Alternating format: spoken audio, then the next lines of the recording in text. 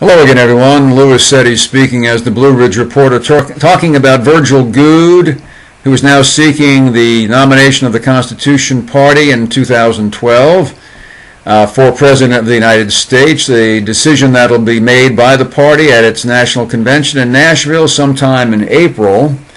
The thesis I'm developing is, why would the Constitution Party even consider this, considering how out of step Goode is with the Constitution Party's platform? I'll give you some talking points, so to speak, some bullet points about his divergence from the Constitution Party's platform. I looked at Virgil Goode's website a few moments ago. There's nothing on it about ending the Federal Reserve. The Constitution Party stands for ending the Federal Reserve. Virgil Goode does not talk about getting the United States out of the UN, ending the membership of the United States in the UN. That is a long-standing plank of the Constitution Party, including its predecessor, the Taxpayers Party. Goode speaks on his website about preserving the Social Security system. The Social Security system is a socialist, flawed Ponzi scheme right from the start. I noticed when I moved into Goode's district some years ago, one of the first pieces of literature I got from him was touting how he's going to support the Social Security system. I immediately dismissed him as a candidate I could support. It's a transfer payment system. It is a debt-creating system for the government of the United States, in fact paid for by the taxpayers. Really horrendous, circular, abusive system. You put your money into the Social Security because you're compelled to. Then it goes into a so-called Social Security trust fund, which is a lie, because it's not a trust fund. By the way, I'm a trustee for a family member. I manage all the person's money. It's fairly substantial. If I go in and take 5 cents out that I'm not supposed to take out, that's a violation of my trustee obligation. Congress has taken all the money, all of it, as in the total amount, out of the so-called Social Security Trust Fund and put in IOUs, which should be called We Owe Ourselves, because those IOUs are nothing other than a claim on the federal government, which we have to pay in taxes. So you got the point. You put the money in the system, Congress takes it out, then by the IOUs being paid off, you pay back into the system through the taxes. Virgil Goode says this system needs to be preserved. That is contrary, by the way, to the Constitution Party's platform. Goode says on his website he emphasizes following the Constitution. I spoke in a previous video about Goode in October of 2002 voting for the so-called Iraqi war resolution, a bogus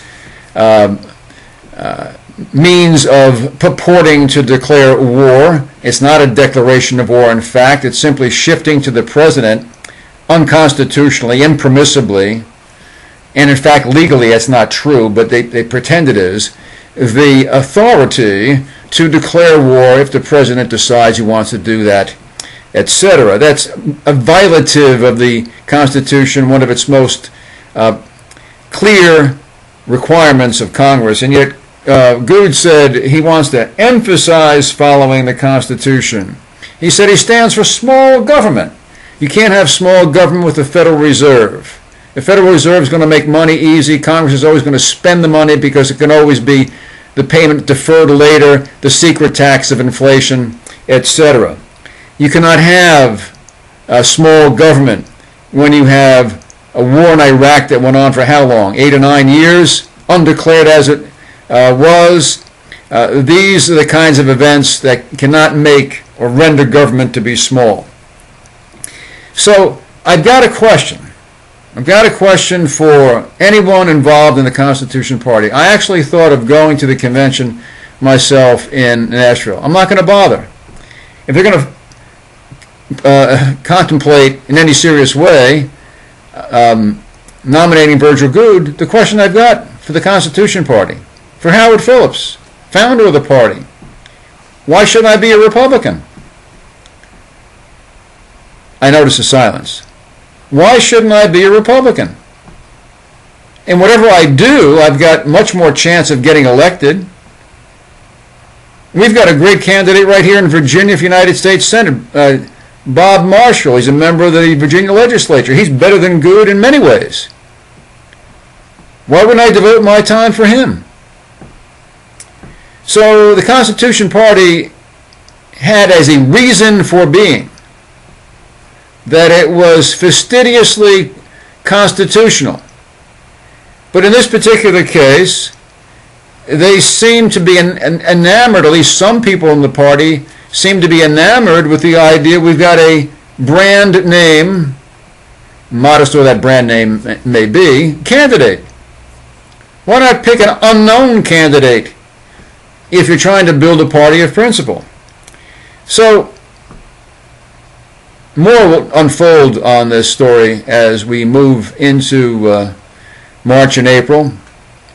April being the month when the Constitution Party convention will occur.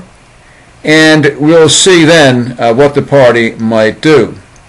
There's also another issue about the Constitution Party, and that is it puts up front as a model for what the Constitution Party aspires, and that is run for office. But it uses a woman as its model. And I don't mean fashion model, I mean the model someone who ran for office repeatedly. Constitution Party's come a long way since when Howard Phillips first talked about it. We now have, apparently, feminist leadership in the Constitution Party. Maybe the world's, passed me by even that far, where the Constitution Party has gone off the cliff, so to speak. In any event, there'll be more about this story. I leave you with the question, why not be a Republican? We can find candidates surely as good as Goode, and in Bob Marshall in particular, a lot better. And why spend all that effort when this gentleman is not likely to win anything at all anyway? This is Louis Setti speaking as the Blue Ridge Reporter.